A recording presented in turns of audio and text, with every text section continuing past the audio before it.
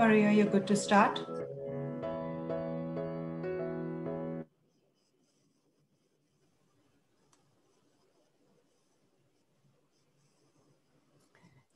My video is off and it says the host has stopped it.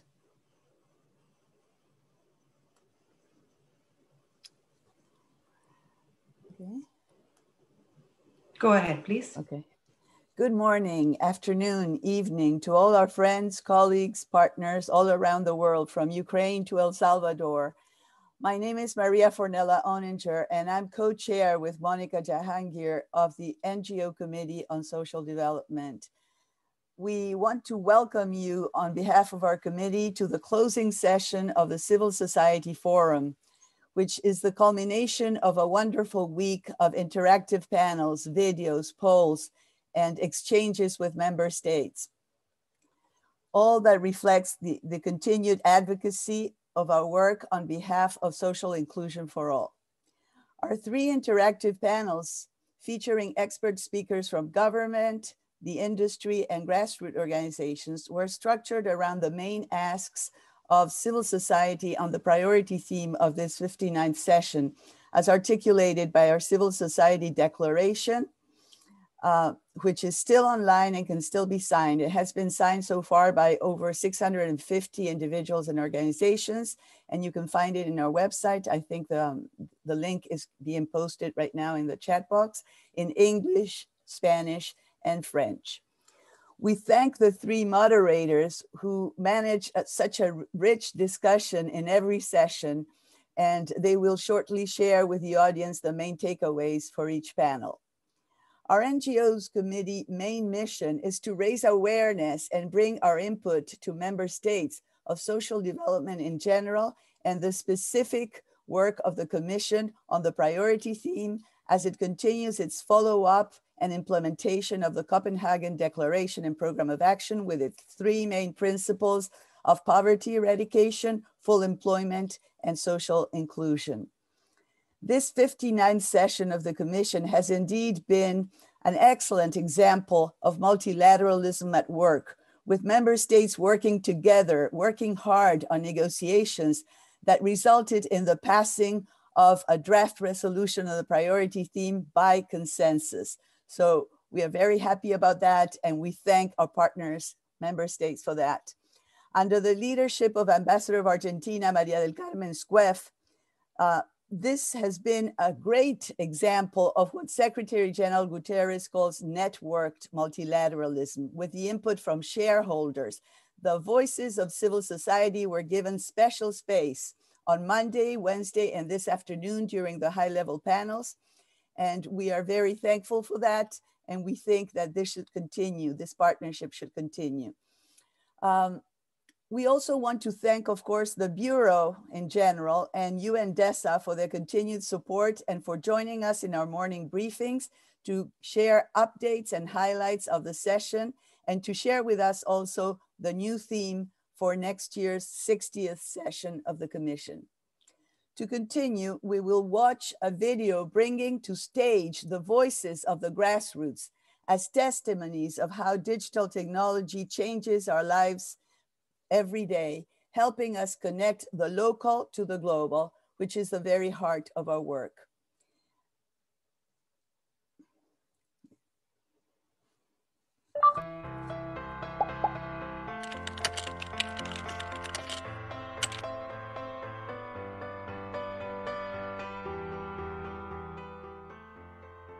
Patrick Lubin à Télécarmonde. Quand j'étais dans la rue, le téléphone portable m'a permis de sortir de l'isolement et de communiquer avec les personnes de mon entourage. Il m'a permis aussi de m'informer de ce qui se passe dans ce monde et de pouvoir appeler des endroits où on peut peut-être m'aider, comme les églises, comme les associations, les organisations, et surtout aussi de pouvoir maintenir ce contact qui est très important pour ne pas se sentir seul. J'ai pu aussi continuer les programmes grâce à la technologie digitale avec ATD Carmonde. Digital technology has helped our international organization to connect and communicate across borders. However, there are some significant challenges. Not everyone has the privilege of having an updated device or the same quality internet speed and stability. Another big challenge for us is acquiring the skills and knowledge needed to use the available technology effectively and efficiently. We want to be able to do more than connect and communicate deeply. We want to be able to do our part to leave no one behind, especially in these very trying times. Modern technology has got its own challenges and advantages. To mention a few of the challenges, most families nowadays have lost their relationship together because of the addiction of smartphones. Then students are no longer using the media wisely because they are just getting the information on the internet to copy and paste to work their assignments. Then because there is a lot of information being provided on the media, it is very difficult to know which information is fake and which information is real. So let us use the media wisely. In Dublin City Centre, in the Community After Schools project, we took advantage of the time between the first and second lockdown to purchase new laptops and new tablets. During this time, we trained parents how to use Zoom, Google Classroom and Microsoft Teams, so that in the inevitable following lockdown, parents would be able to help children get online, stay online and be online. This was a real issue for parents and for children during the first lockdown. This time, not only are they prepared, but they have access to tablets and laptops in order to equitably access quality education. The only other issue now remains to be the availability of Wi-Fi. Soy fisioterapeuta y mamá de un niño de 5 y de 1 año de edad. Desde que empezó la pandemia en México, tuve que cerrar mi consultorio de fisioterapia en Puebla, pues aunque la tecnología nos ha traído muchas cosas buenas, necesitamos contacto y acercamiento, sobre todo al evaluar a los pacientes, y por las restricciones y cuidar a mis hijos, era imposible mantenerlo abierto. La escuela de mi hijo empezó en línea, estoy en casa al 100% con ellos, extrañamos el contacto y la familia y los amigos, pero me sorprenden los niños cómo se adaptan y se están explorando, aprendiendo mucho, es muy diferente, mucho más pantalla de la que quisiera a veces, pero es lo que les está tocando vivir y el reto de hoy es enseñarlos a disfrutar y ser felices. Más allá.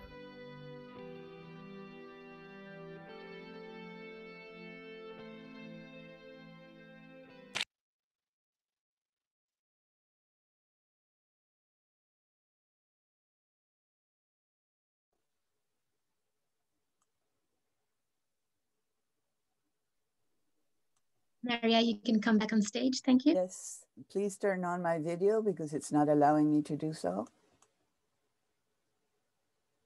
Thank you. Those were indeed powerful examples of the voices we want to represent here. They were messages of difficulties, but they were also messages of hope. So I hope you appreciated them and enjoyed them as much as I did. It is now my great pleasure and honor to introduce Ms. Maria Francesca Spatolizano, Assistant Secretary General for Policy Coordination and Interagency Affairs at the United Nations Department of Economic and Social Affairs. Maria Francesca. Hello, everybody. Thank you, dear Maria Fornella, the co-chair, and colleagues, ladies and gentlemen. I'm so pleased to be here with you. Thank you very much for inviting me today to participate in the Civil Society Forum of the 59th session of the Commission for Social Development. It is always a pleasure to engage with civil society actors such as yourselves, so dedicated to raising awareness and to contributing to discussions on the global development issues. I will focus my remarks on the chosen theme for this year, of course, a socially just transition towards a sustainable development, the role of digital technologies on social development and well-being for all. Now, the COVID-19 crisis has exacerbated pre-existing inequalities, and it is pushing millions more into extreme poverty. The pandemic basically has exposed the precarity of life for many people, threatening their well-being. The COVID-19 has also had a negative impact on the abilities of governments to achieve the 2030 Agenda for Sustainable Development and the Sustainable Development Goals. At this critical juncture for the decade of action and delivery for sustainable development, because we only have this much time, less than 10 years, the visions, principles, and commitments made at the World Summit for Social Development are central to address this global challenge. Marginalized, vulnerable groups, including, of course, women, older persons, young people, persons with disabilities, indigenous peoples, migrant workers, and people living in poverty are the most affected by the crisis. They lack the necessary social protection, and they are at greater risk of falling into more poverty. We want to build a sustainable future for all, no one left behind, as we say. But doing so requires a change of mindset, pursuing new models of socioeconomic development within the framework of the 2030 Agenda. Recovery from the COVID-19 pandemic represents an opportunity that we must seize if we want to promote a socially just transition to sustainable development, where economic growth is a means to advancing human well-being and capabilities while also protecting the planet. And digital technologies will play a crucial role in this transition if we get it right. The accelerated digital transformation has the potential to help address the realization of the 2030 Agenda for all, but risks also deepening the digital divide, hence exacerbating the existing socio-economic inequalities. Think that today, just over half of the world's population uses the internet, exactly 53.5%. And we, of course, today here are the fortunate ones. We have that possibility. So to close the digital divide and promote digital inclusion, we need to work together to address the challenges associated with it. And it's a number of hurdles: access, affordability, digital skills, and awareness of the benefits, as we saw, in fact, in the very good video we just watched. A multi-stakeholder approach involving the public and private sectors is key to ensure digital inclusion for all people and to address strategies and policies targeting marginalized groups and communities, in particular older persons, women and girls, persons with disabilities, and indigenous peoples. Still, digital inclusion alone is not a panacea. Social policies must also be strengthened to address the root causes of poverty, inequality, unemployment, job insecurity, and discriminations. Together, digital inclusion and social protection are very powerful tools for development, and those can tackle inequality and exclusion. Unfortunately, very few countries around the world currently provide much needed universal digital access and social protection. As you know, one of DESA's strengths is its analytical work. The recent issue of the UN DESA report on the world economic situation and prospects highlighted that sustained recovery from the pandemic will depend not only on the size of the stimulus measures and the quick rollout of vaccines, of course, but also on the quality and efficacy of these measures to build resilience against future shocks. The report also highlighted the existing digital divides within and between countries, and this may lead to a further worsening of inequalities, even in the most developed countries, The lack of access to broadband internet during the pandemic has been disproportionately undermining the learning opportunities for children from low-income households, as you can experience in your own circles. Ladies and gentlemen, we need to ensure that no one is left behind in this transition. We need a socially just transition. Social inclusion is indeed about people, planet, and prosperity. Now, we have heard from the deliberation of the Commission so far, a very good year for the Commission. A clear message is that the government, civil society, or private sector alone cannot solve the problem of social exclusion and digital divide. In this regard, civil society organizations, your organizations, play a critical role in fostering the communication and advocacy, facilitating research, monitoring, and evaluation of programs aimed at solving these global issues. And we continue in DESA to count on you to work closely with the UN family and member states towards creating an inclusive and sustainable future, free of poverty, exclusion, and for the well-being of all people. Thank you for your kind attention. Thank you, Ms. Batolizano. Thank you very much, Francesca. And thank you for bringing our attention to social protection systems again. Let us not run away with the idea that digital technology is the panacea that will solve all the problems. There has to be a priority to establish social protection systems, including floors, which is the most effective policy to reduce poverty and to promote social inclusion. Thank you very much for those words. I would like now to turn the floor to a member of the Bureau. Thank you so much, Ms. Julie Opperman, Vice Chair of the Bureau and representative of the Permanent Mission of Luxembourg.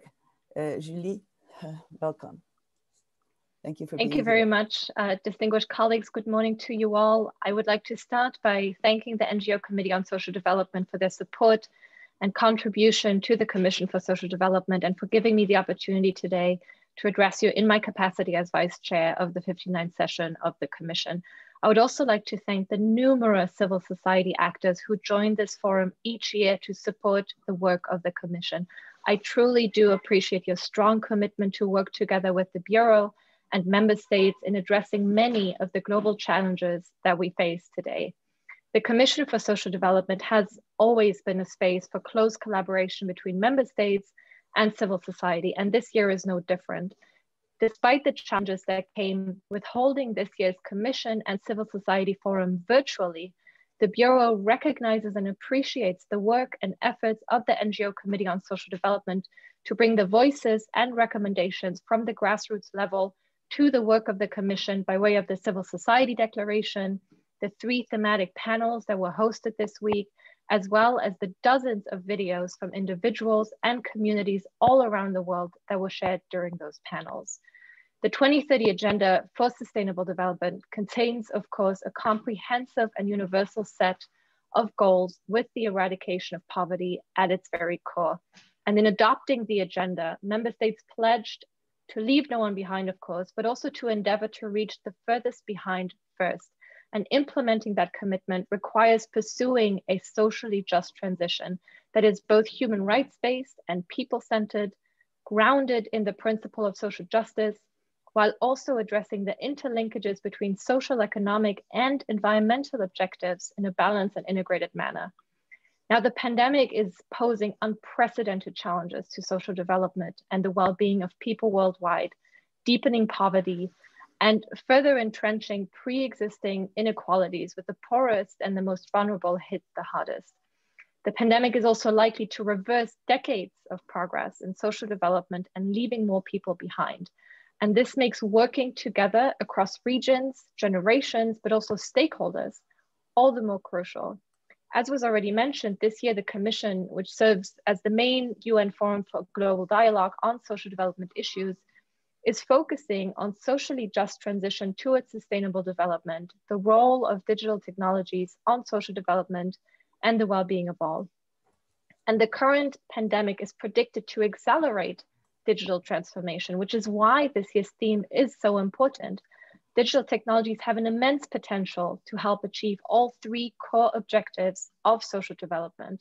And to this end, the resolution on the priority theme integrates key social policies, including guaranteeing social protection, bridging the digital divide, ensuring youth and gender inclusion, and so on, that if implemented will improve the lives of vulnerable communities all around the world.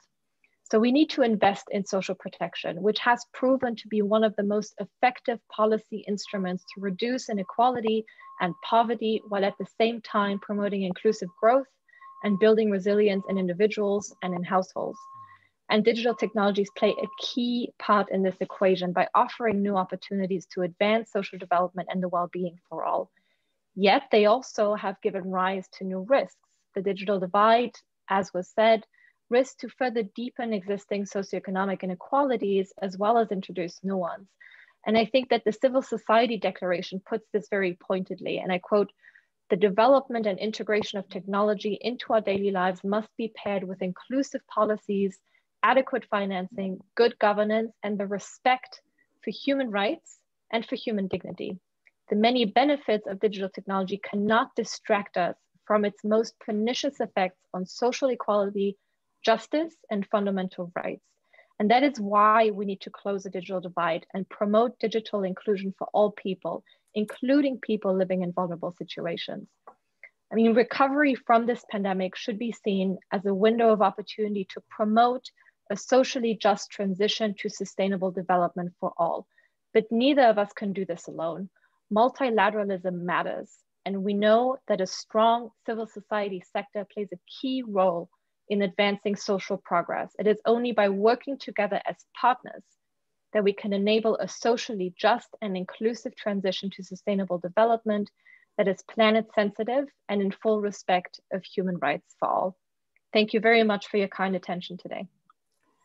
Thank you very much to the representative of the Permanent Mission of Luxembourg, Julie Opperman. Thank you very much to the whole Bureau for interacting with us throughout the Commission, making space for us, and also meeting with us every morning for very important morning briefings that we appreciate. Also, the same thanks go to UNDESA. It is only through this kind of relationship that we can build the networked multilateralism that the Secretary General speaks about and promotes. I will now turn the floor to my co-chair, Monica Jahangir, to introduce the moderators of the panels. Thank you, Monica. Thank you, Maria, and hello to everyone. We will now move on to the next segment of our closing session, and I would like to call on stage our three amazing moderators from the three thematic panel we had this week, Huri, Stefano, and Anita. If you can come on stage by turning your cameras on, perfect. Welcome to all of you. So we will start with Huri Gotolekian from the NGO Committee on the Status of Women, followed by Stefano Prato from the Society for International Development, and then Anita Gurumurthy from ID for Change. You have 5 minutes each to give us highlights from your respective panel. Thank you so much. Thank you, Maria. Thank you, Monica. Thank you, Jillian. Thank you, the whole team. What an honor to be part of this so well-organized commission. I am a little bit jealous because I'm in the midst of organizing the Commission on Status of Women on the civil society side. So please come and help me as well. We actually had a wonderful, friendly, interactive, and informative session with an amazing diverse panelists, including a deputy minister, UNICEF, grassroots organizer, and human rights law representative. On a micro level, we learned from Nayal in Beirut, Lebanon, that digital learning is difficult for social emotional learning. As humans, we still need the personal connection, no matter how advanced we get with tech. She made a very good point on accepting failure. Sometimes in the digital world, it is hard to hide mistakes or failures. She was also the speaker who introduced listening plus the ability to change as a key component that the other speakers agreed and picked up all the way up to the government level. Our guest Deputy Minister Germán from Colombia emphasized inclusivity and collaboration with multi-stakeholders. He highlighted a strategic approach to problem solving at an integral level. He is working on bridging the gap through quality, cost-effective connectivity in schools and with indigenous and isolated communities. Rachel from UNICEF was spot on in drawing attention to girls' digital learning, since they are usually last to reach, knowing that their advancement enriches the family, community, and the world. More than 20 million girls are still out of school. She shared their Learning Passport project, which is in partnership with private sector. The ultimate goal is to have 3.5 billion children have affordable access to digital literacy. Finally, our digital welfare state and human rights lawyer, Christian, indicated the need for diverse, inclusive access for all in the digital world and underscores how we are already living in an unequal world. So we have to consider who we are leaving behind. His project focuses on digitizing social services, affect beneficiaries of social services. And I wanted just to close by saying this morning on Instagram, I noticed an artist that I follow that we've partnered with before with UN Women Metro New York chapter. He said something that was so relevant. So I wanted to share that with you if I may have 10 more seconds. He said, somewhere between the digital and physical worlds, we find ourselves connected, reaching higher and reaching for each other. And that's the feeling I got this week. So thank you all for having me on board. Thank you so much, Huri, and for sharing those words with us. So next we have Stefano. Thank you so much, Monica, and good morning, good afternoon, everyone. So we also had a very vibrant session 2 days ago, and I'd like to report on 3 main clusters of issues. One at the micro dimension, another at the macro dimension, and some resulting governance questions. So at the micro level, it's clear that digital exclusion is yet another form of structural inequalities. And the discussion was very clear that we need to look beyond narrow defined connectivity. Rather than sectoral interventions, we need to have a systemic view of this form of exclusion in the context of other socio-economic development challenges. And therefore, this needs to be rooted in a wide variety of different forms of interventions. It's also essential to recognize that there are obvious power dynamics, not only within the local, but also within the households, that has to be taken into consideration when reflecting on issues related to connectivity. At the same time, it's also essential not to look at blanket applications and importation of technology. Connectivity needs to be embedded in socio-economic contexts, be born out of local innovations and adaptation, and ensure adequate and culturally appropriate technologies. And lastly, always within the micro level, it's important to highlight that there are significant risks of exploitation and marginalization, not only through digital exclusion, but also through forms of inadequate or non-safeguarded inclusion, as well as through the marginalization of different forms of knowledge that do not conform to conventions, particularly traditional and indigenous knowledge. So this was the first cluster of considerations that emerged from the discussion.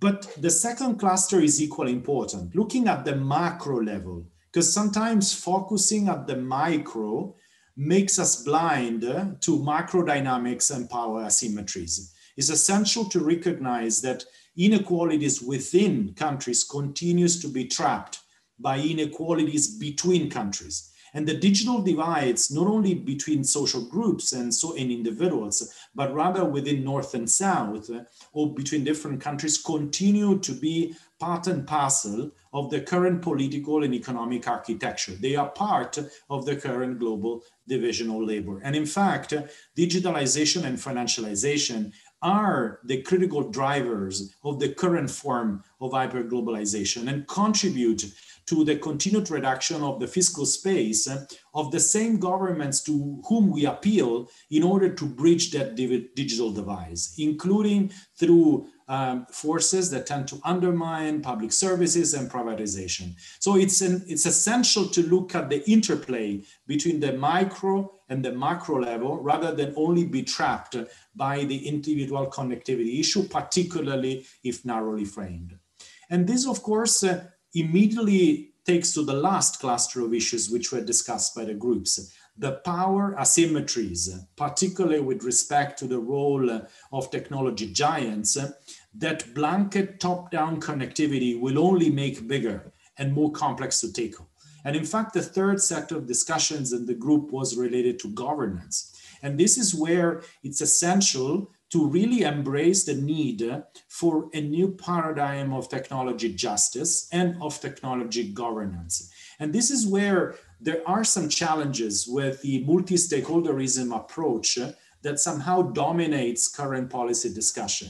Because there was a lot of reference to anti-monopoly regulations and power curbing regulations that require robust safeguards against conflict of interest. And this in many respects is also a challenge for the United Nations, including for the STI Forum, where multi-stakeholder dialogue, which is certainly essential, need to be counterbalanced with normative spaces under the aegis of the UN that can ensure adequate norm settings, policies, and coordination for the search of technology justice and governance. Thank you so much.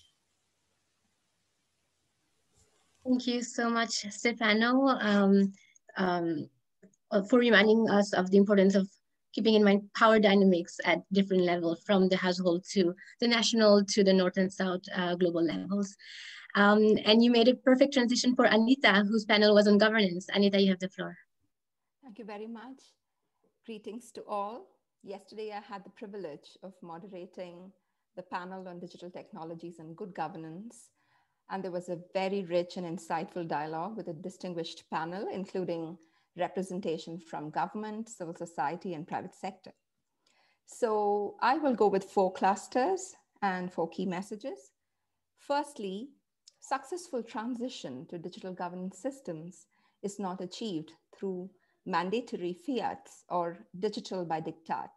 Citizens should be gently persuaded to switch over to e-service delivery and e-participation channels through investments in infrastructure and digital literacy programs.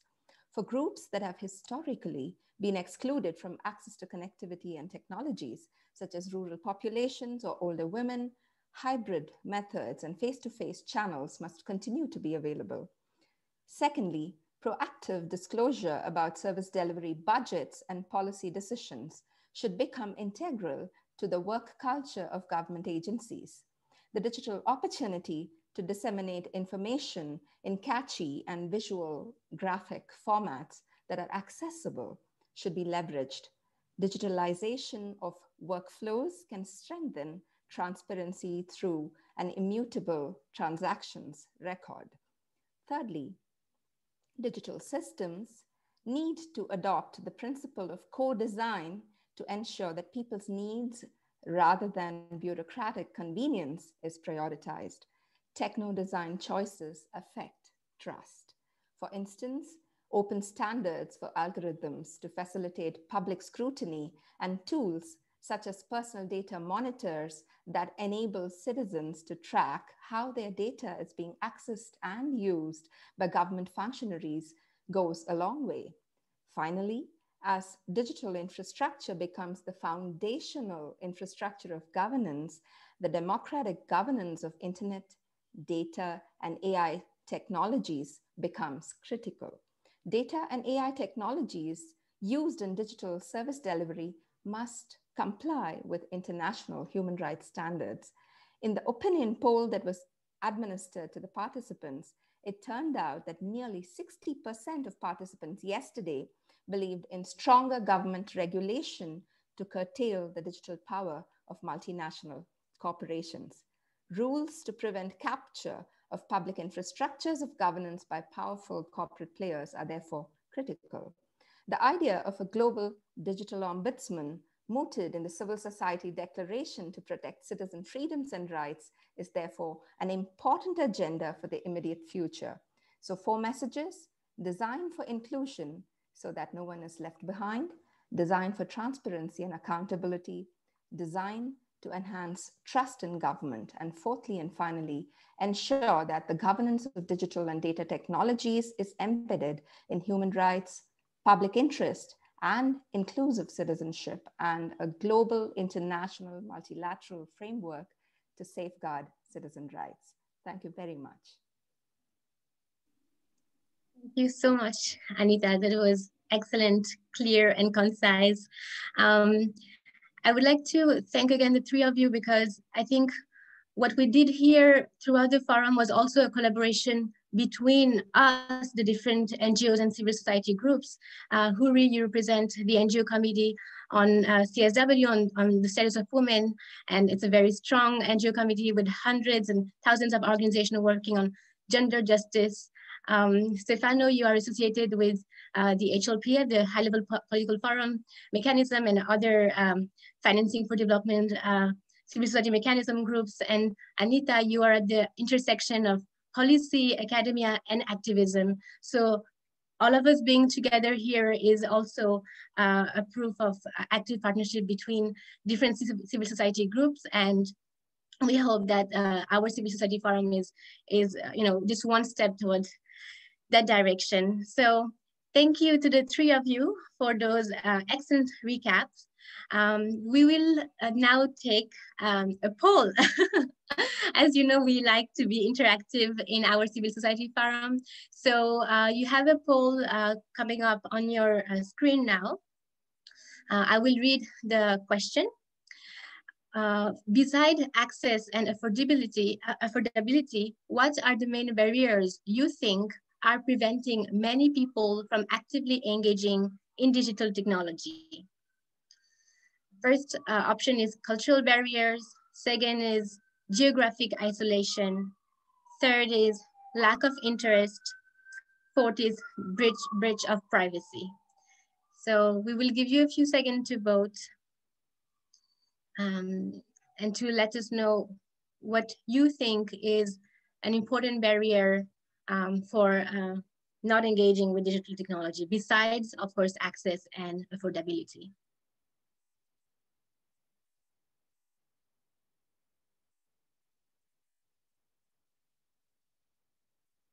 Okay, so we have 62% of the audience that voted.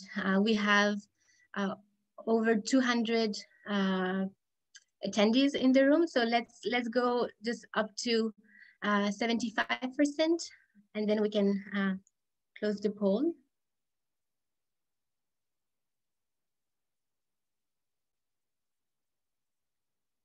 Okay. Thank you. So the top answer here is geographic isolation as the main barrier preventing people from actively engaging with digital technology. Thank you for replying. We now have a second poll. If Tanya you can launch the second poll. Let's see. Gillian, I'm not able to see if the second poll is on.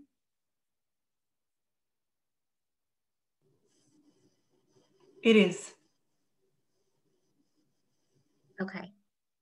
So I am not able to see the poll, Gillian, if you want to take over on that.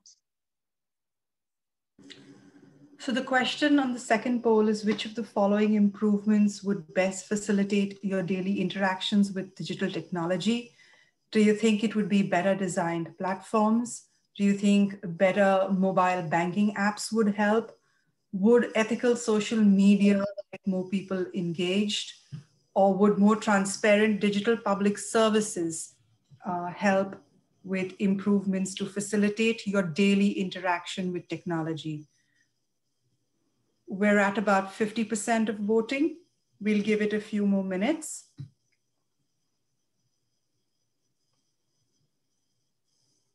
We encourage all of you to vote. Like Monica said, we have more than 200 people in the room, and here's an opportunity to make your voice matter, every single one of us. I think we can end polling now and show the results. The results of poll 2 is extremely interesting because it's almost a 30% split each way. So better designed platforms get 31%, ethical social media 31%, and more transparent digital public services 36%. It's a point of view to see how all of us think and what it is that we would like best to see. I'm going to stop share results now and hand over back to Monica. Thank you. Great, thank you so much, Jillian.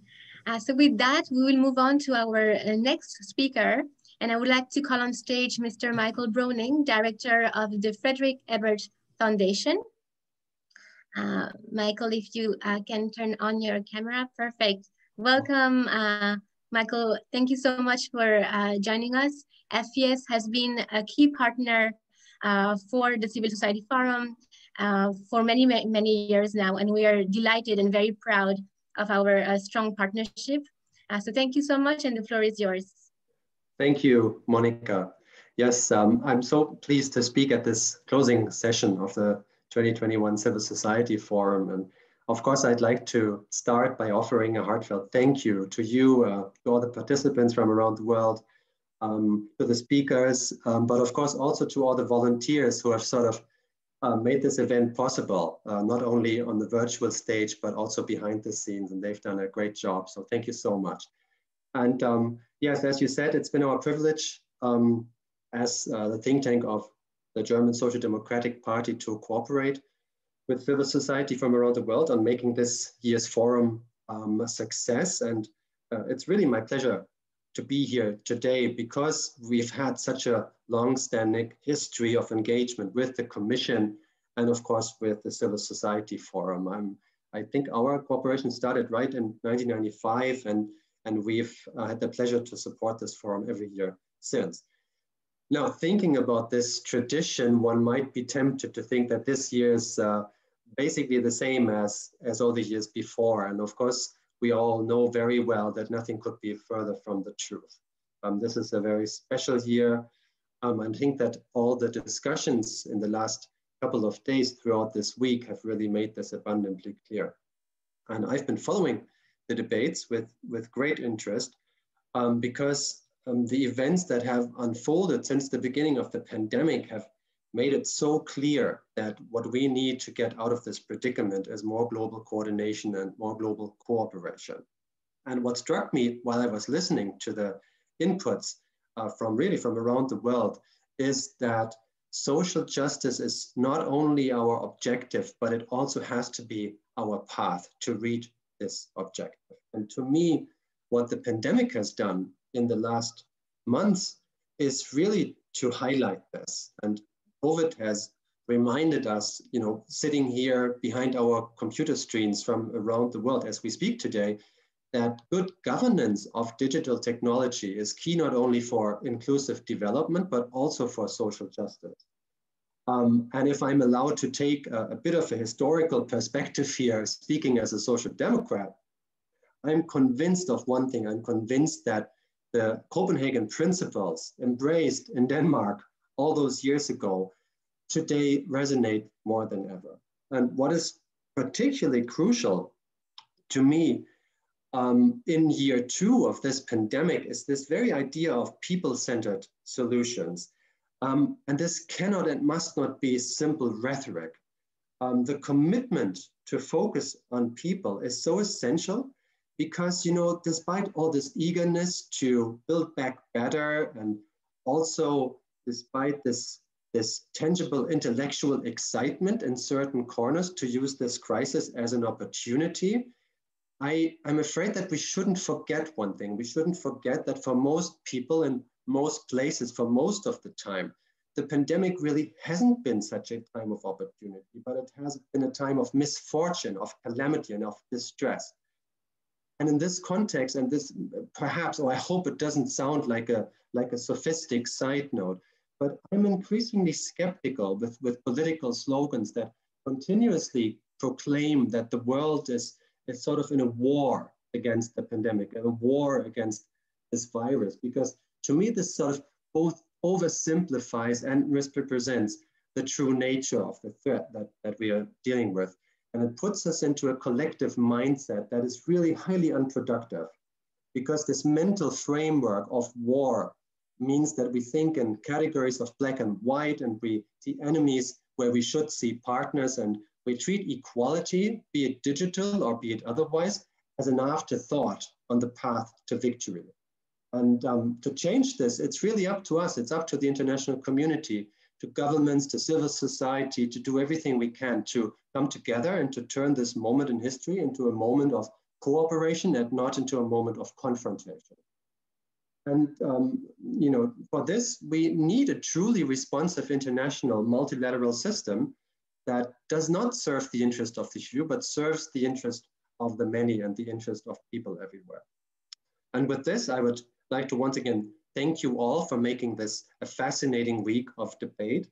And I now have been asked by the organizers to introduce another multimedia element of our shared event today, which is a video that's been jointly made by the Club de Madrid and by the Friedrich Ebert Stiftung. And of course, I'm very pleased to do so. So I'm standing between you and a couple of minutes of entertainment, and that's a very uncomfortable position. So I'm just going to say lights, camera, action, and would like to thank you once again very much.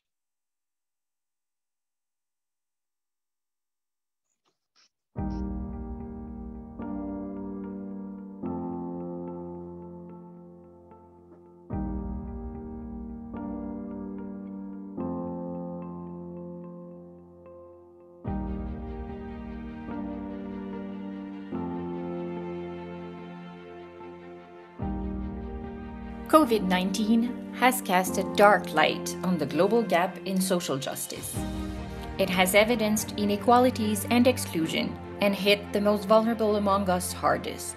Digital technologies are powerful instruments of resilience, but only for some of us. To bridge that gap, we must work together.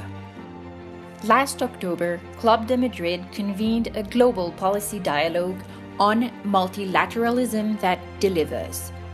Over 30 democratic former heads of state and government got together with representatives from governments, international organizations, civil society, academia, and the private sector to recommend multilateral action to face urgent challenges. Their approach was clear. Let me emphasise that putting people at the centre of our multilateral efforts is, in my view, the key to the continued relevance of global cooperation. COVID-19 is just the latest in a long list of world crises which should compel all of us, governments and citizens alike, to act on behalf of one another. A working group chaired by the Friedrich Ebert Stiftung delved into multilateral approaches for social justice and inclusion. They put forward recommendations on equity and social protection, tax reform, debt relief, and the role of international financial institutions. And they called for a new global social compact. The basic principles of Copenhagen Declaration remain fully valid. The Declaration's insistence on the centrality of human person in development, its strong case for social fairness and for policies designed to protect human dignity and human progress resonate today as strongly as ever. But the specific tasks are more demanding than ever. Robust economic policies will have to be designed, and strong international cooperation will be needed. And ambitious social policies will be needed to build forward better and to achieve greater resilience. It will be needed to invest heavily in the basic social services and in particular in education. All this requires efforts of gigantic proportions. Therefore, I propose that the next World Social Summit should be contemplated as from now and should meet by 2025, by the 30th anniversary of the Copenhagen Summit and no later than 10 years after the adoption of the Agenda 2030. Social justice is not an option. Multilateralism is not an option. It is time to shake the trees.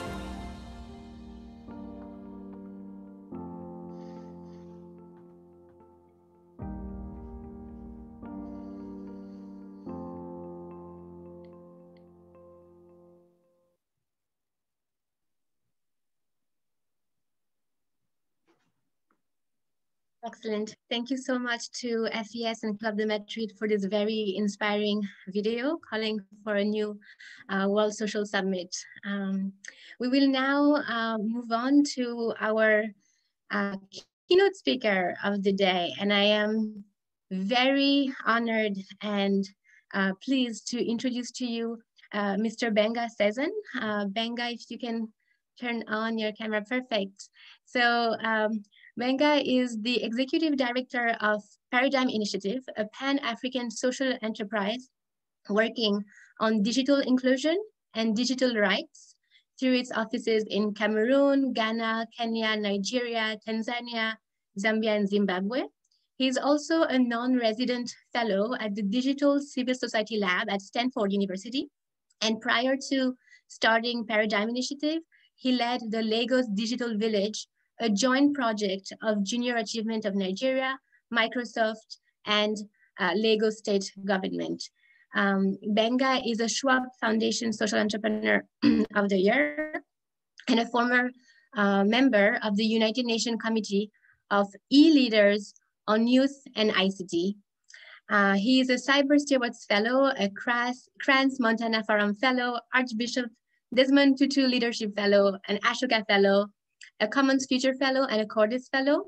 And finally, Benga was listed by CNN as one of the top 10 African tech voices on Twitter, and by Ventures Africa as one of the 40 African legends under 40.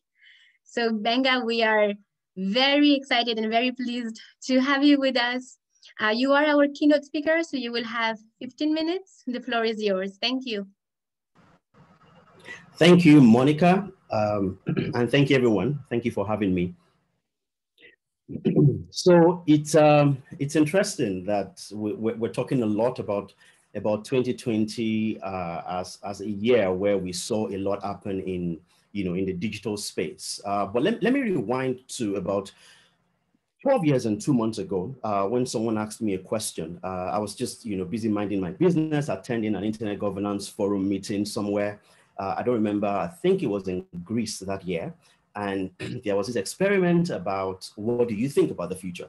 And so when they asked me about what 2020 would be, I sort of convinced myself, I consoled myself that, well, you can't be wrong with predicting the future, right? You can't be, because, who knows, in 12 years, nobody will remember what you said. So what I said at the time, and I'll quote, in 2020, professional and personal time will be as far from each other as fingers from the keys on a mobile phone. Multitasking will no longer mean driving and talking alone, but it will include work and play at the same time. I had no idea, that 2020 would exactly be that where, you would be working at the same time. I'm sure many of you have been on calls and someone in the house, maybe a child, or, you've been on a call where you see someone's son either walking and we say it's our new normal. And so in 2020, when the pandemic, when the lockdowns started, so many things that we sort of almost took for granted, that even many governments across the world had literally called impossible, suddenly began to happen. So schools had to go online. Asking to work remotely before was a big deal for many people, but suddenly in 2020, remote work was the normal thing for everyone. And if I'm sure some of you have been on calls where someone is having a bad internet day, or typically someone says, "Can you hear me? Can you hear me?" That's someone said that was the phrase of the year in 2020. And what this says a lot about is the fact that when we believe that we don't have a choice, we can do many things. And what I want to do today is speak very quickly to a few things around digital in terms of education, in terms of, financing for development, in terms of good governance, and, paint a better picture for us in terms of not just digital, but how we as a community, either in civil society and even beyond, can make sure that some of the things that we need are done and also on time. So speaking of digital inclusion in education, a few minutes ago, my kids came back from school, and of course, one of the things that we got used over the last few months was the fact that, the kids would have to get on a laptop, join a Zoom room. My son just turned 6. Even when he was 5, he would have to get on, into the Zoom room at 8 a.m. And be in class until about 12, of course, with some breaks in between, and then come back and until 1 o'clock. But one of the things that we need to face is the reality that while this is happening for many kids, there is another generation of young people that don't have the same opportunity. They've been forced into the same, environment where learning has literally, learning has always been online, but where for many people, learning and access to opportunities is now much easier if you have access and you're connected. So for the kids that are connected, they're now, they're learning new skills. They're picking up new skills like, adaptability to devices, adaptability to platforms. They now know how to move between Zoom and Google Classroom and things like that.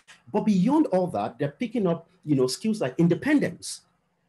But unfortunately, unconnected kids, not only are they not picking up these skills, there are two things also happening to them. And I think we need to watch out for this, because when we talk about digital inclusion in education, we should not be thinking of, how to use technology in itself, but we should be thinking of, lowering the bar for the least connected. Because the two things that will happen to those who are not connected is, number one, as those in education have taught us, that when kids go to school and go on holidays, more often than not, they forget the things that they learn if there's no opportunity or anything around them to remind them. And apart from that, we have a digital divide, right? Where there is, a group of people who are connected. We have another group that are not connected. But within those who are not connected, there is even a deeper divide where some will most likely spend a much longer period of time trying to play catch up. And this is, of course, not the way it should be, because we need to ensure social protection for all, not just in the classroom. I'm just giving that as an example, because education is supposed to be a leveler. But if education that is supposed to be a leveler, if there is now a barrier to that education, then there is a big challenge. And to speak very quickly about technology and financing for development, I spent particularly the last 2 years talking about business and human rights, and a lot of the conversation we had, has made me come face to face with many questions we need to ask ourselves. One of those questions is this: that how aligned with development are the business models behind the many businesses that are actually presenting themselves as the leaders in tech education today? One of the things that, you will realize when you look at, technology platforms is that while it should offer an opportunity for kids to learn, there are some of them that, yes, kids will learn and all that, but the major focus of the company is not even providing that learning opportunity, but possibly getting them to spend as much time as possible. And, we ask that question, is development good for business? But I think that we're beginning to come to an answer right now. If some companies knew what 2020 was going to be like, one of the things they would probably do was invest in many more markets that they had written off before then, because then they will be smiling as many businesses are doing. Now, don't forget, 2020 was evidently bad for many businesses, but there are businesses that provided services in areas where many people didn't pay attention, and of course are very, are smiling to the bank because of that. That, myth that the poor can't pay is no longer is no longer an excuse. But what I have, spent some time, talking about is the opportunity for us to create new business models that sell life-changing opportunities and not just addiction, and that create an opportunity for sustainable win-win for everyone. But that's not just the area I'll look at in terms of application of digital technologies. The other is in terms of good governance. As I speak to you, one of the things that I'm excited about is how young people across the continent of Africa, where my organization does work in digital rights, how they have found their voices using online platforms. So many years ago, what would happen would be that if you had access to a newspaper, you would, talk to someone and they will quote you, they will publish a newspaper.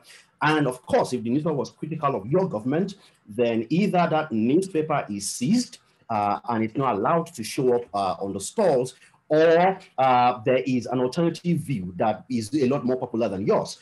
But now, one person on social media or using digital technologies can share their opinion. And this is one of the reasons why I am always excited when I see the opportunity that Ubiquity of Access has provided for young people, especially when it comes to civic participation.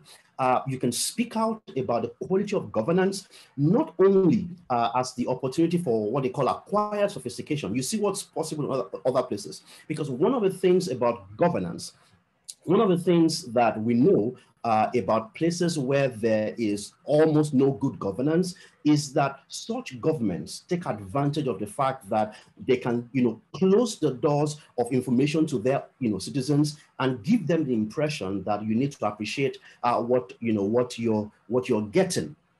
But still speaking on digital technology and good governance, we've also, unfortunately, by the way, brought our biases online and in a bid to, do many things so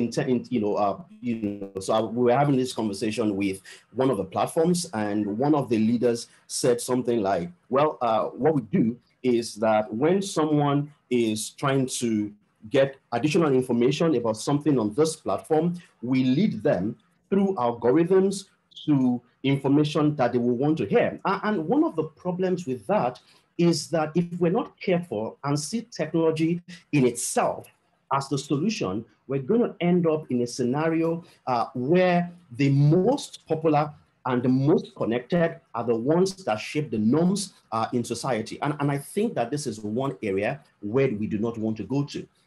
And more than ever, the work that we do in digital rights, I mean, not just us, anyone who works in digital rights, the work has become absolutely critical. When we talk about technology, when we talk about the governance, either data governance or any other area where technology meets governance, the reality is that things like data privacy, like freedom of expression, like, the norms around mass surveillance have become critical things we need to look at. Last year, even now, we began to see in many countries where some governments use the excuse of COVID-19 to increase surveillance, not because of the virus, but because of critical opinion. And I think that, one of the key things that we have to do is to pay a lot more attention on that opportunity to use digital technology to promote good governance and to obviously increase civic participation. One of the problems of the digital divide, and I don't need to tell you anything about the digital divide. We all have seen it at play. We've seen it at play either in how people get access to opportunities or in other areas. But one of the elements of this is that we have a scenario where, because some people are not connected, unfortunately, they do not become part of the conversation and decisions are made on their behalf. And unfortunately, what that does is that it perpetuates views and opinions that do not represent people, but we sort of speak on behalf of them. And this is not in the best interest of the people or even technology. And speaking about the digital divide still, the digital divide, like I said earlier, is now even much worse. Not only because of those who are connected and those who are not connected, but because we're now in a situation where Many are working from home, many are working remotely, many are schooling remotely. And it means that if you're already on the wrong side of the digital divide, it means that you now have an unfortunate situation where opportunities are further off from you than they were before. Obviously, we all speak and agree that social equality is a must. But the question that we need to ask ourselves is that, are we working towards this, using technology and other tools as if our lives depend on it? Because we've seen it. Last year when the lockdowns happened, many of the things that were put away as impossible began to happen. People who will say in the workplace, I would like to work remotely because I need some flexibility, will be told, well, let's think about it. People who needed to learn, we will say to them, there were so many schools that people will want to do virtual programs with them, but they will say things like, well, you have to be here, physically and things like that. The reality is that we've learned, through our experiences now with COVID-19, that if our lives depended on something, we will do it. And I think that we need to marshal our resources and our energies to be able to build on the opportunity of, social equality for everyone. And I'll close this with a story of a young woman called Ogochukwu Obi. Ogochukwu is from one of the training programs that we run at Paradigm Initiative, in the Southeast program that we run. This program is a 10-week technology training program where everyone who comes there, typically their parents have told them, well, you've gone through primary school, you've gone through secondary school, and we've tried, right? At this point, you are on your own, fend for yourself. Don't forget, this is an environment, unfortunately, where even with a university degree, your chances of getting a job is less than 1 in 2, but you get to secondary school or high school and you've been told you're on your own. Ogochukwu came to our program, and there's a bit of history to Ogochukwu's story. What had happened was that when she was, a few years before then, herself, her mother, and her sisters were kicked out of their house by the father. And the reason was weird. So the man says, I want to have a son.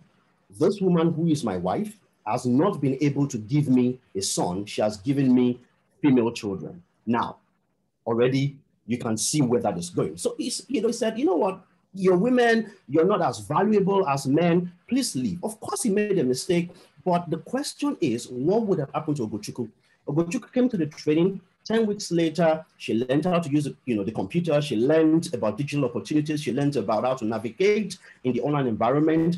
She was then connected to an opportunity. She applied for a job online. She got the job. She got excited. And on the day of her graduation, we learned when, of course, our mother told her story, that when Ogochukwu got that job and literally became the breadwinner, the father called, apologized, and asked them to please return to the home or to the house where he had kicked them from.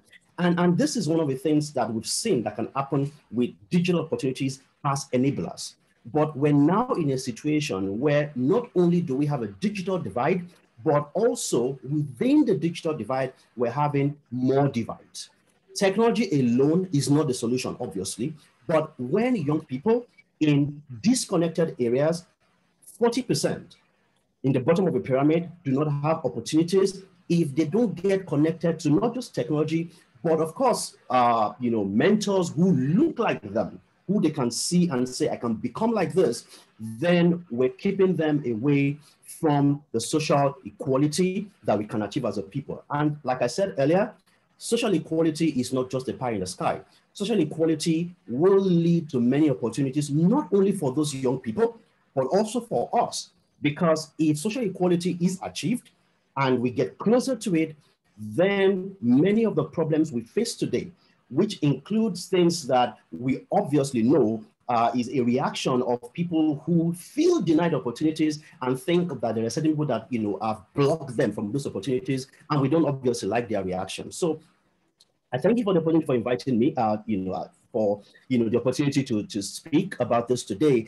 And I trust that one of the things that we will do 2021 and continuing is learn the lessons from 2020 and from our ongoing experience with COVID-19, that when our lives depend on something, we band together and we achieve it. And we can do that for social equality. We can do that for connecting the unconnected to digital opportunities so they can improve their lives, and we will all be winning in that race. Thank you for having me.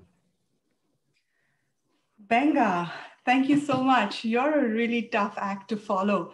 And I think it's one on my personal to-do list is to play this back and take more points from you. But I think what resonated with me immediately was when you talked about corporations and should they not be giving more opportunities and less addiction. When it comes to good governance, you talked about the fact is increased surveillance because of COVID-19, or is it because of digital opinions? And I think we've seen a rise of that in COVID. You talked about social protection. I loved the way you brought our themes together, and I personally appreciate that a lot for doing it. But I think what you talked about most, which I took away at the end of it all, is that, you know, if somebody really wants to do something, they will do it. COVID-19 has shown us that. We've got a decade of action coming up, and, you know, COVID's a wake-up call to all of us. And personally, thank you so much for sharing your experience, the experience with your organization. And on behalf of the committee, thank you.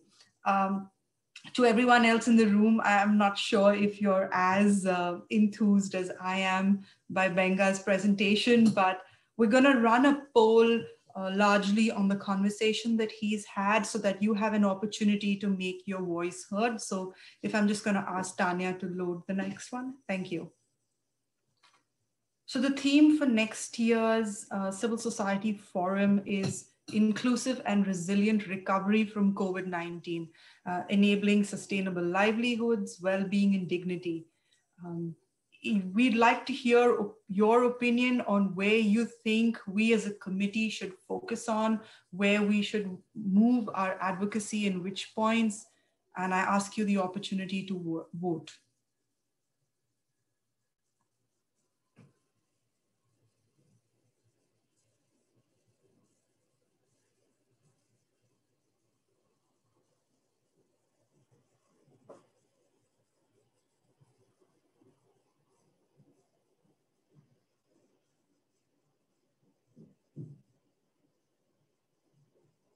We'll give a few minutes more for people to vote.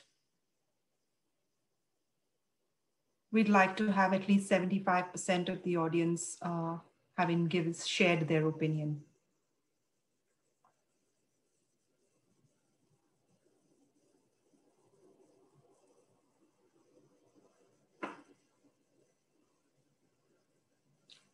Thank you. So it would appear a clear 51% or more, about half, exactly half of this audience believes that focus should be on COVID-19 recovery combined with poverty eradication efforts.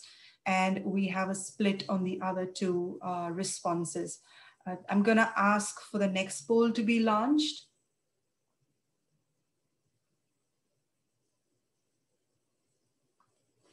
Given what we plan to do for the committee and for the commission for the year ahead, where do you like to see us spend our efforts as a committee? And would you like, and your choices are as you see on the screen, would you like to see a new World Social Summit draft, a new compact?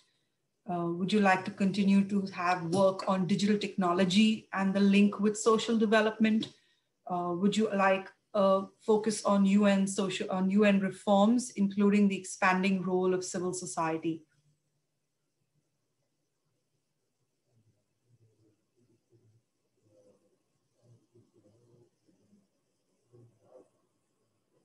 The voting is coming in quick and fast.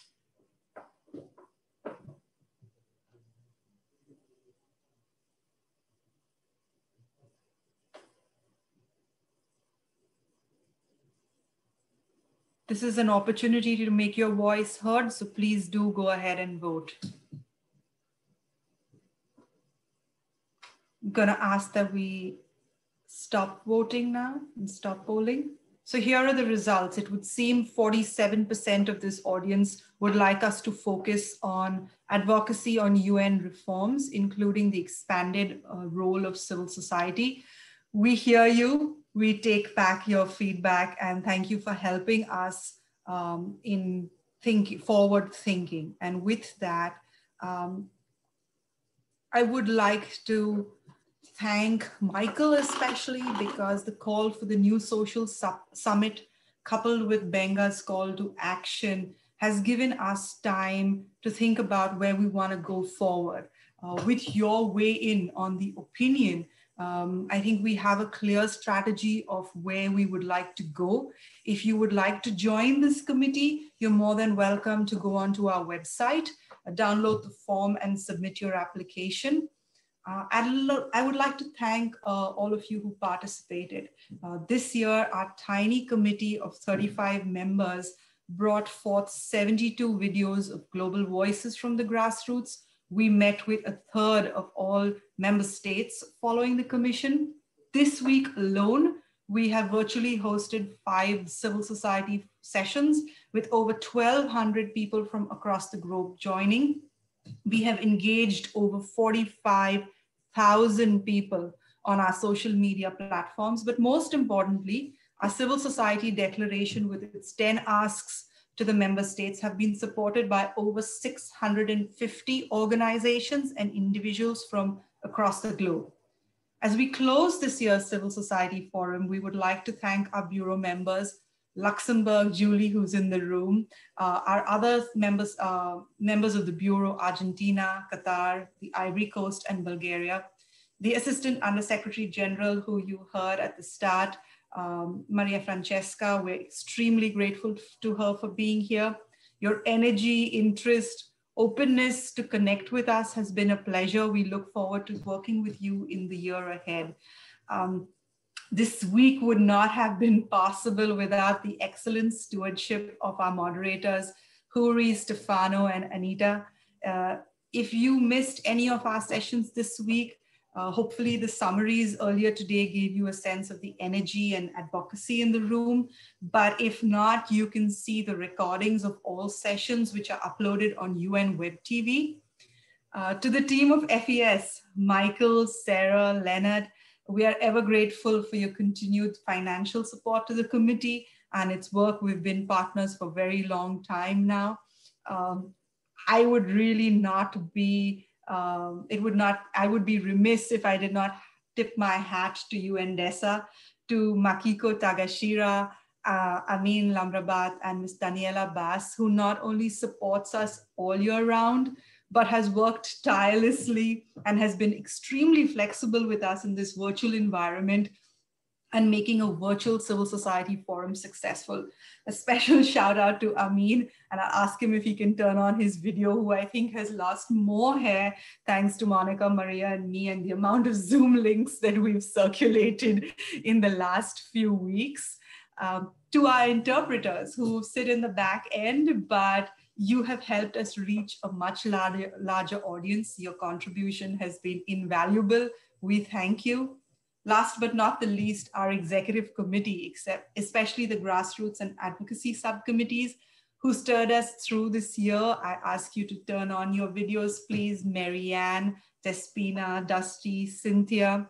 And I'd like to give a shout out to Margaret O'Dwyer, who's not joining us today, but definitely with us in spirit, and we're cheering for you, Margaret.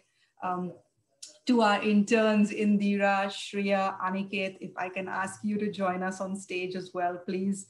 To Soraya from ATD, Tanya from the Red Dot Foundation, Jacqueline from Make Mothers Matter.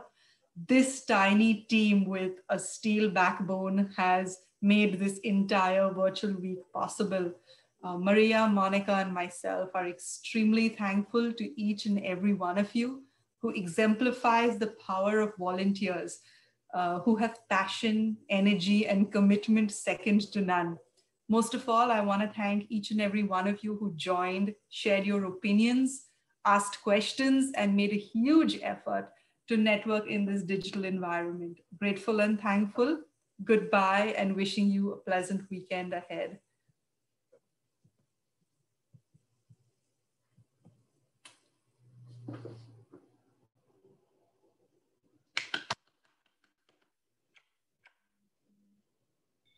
Bye, everyone. Thank you so much for joining us in this closing session. It has been amazing. A special shout out to Jillian, our amazing vice chair, who did a lots of work for the Civil Society Forum to happen. We couldn't have done anything without her. So big shout out to Jillian. Maria, I don't see you. I've tried 3 times and it says that the host turned me off. So I want to thank everybody too. But yeah, we know that you're here. And again, thank you to Amin and Makiko and Maria, you're here. Thank you, everyone. And see you on Wednesday, the 17th of February for the closing of the commission. And we also have our monthly meeting of the NGO committee on the same day, also on Wednesday, the 17th. If you want to join our committee as a new member, you are most welcome to do so. I will put in the chat box the email to reach out to us, and we are looking for new members in the committee, so join us. Thank you, everyone. Thank you, Makiko. Thank you, Amin. Thank you, everyone. Thank you. Very successful. Thank you. Congratulations. Congratulations.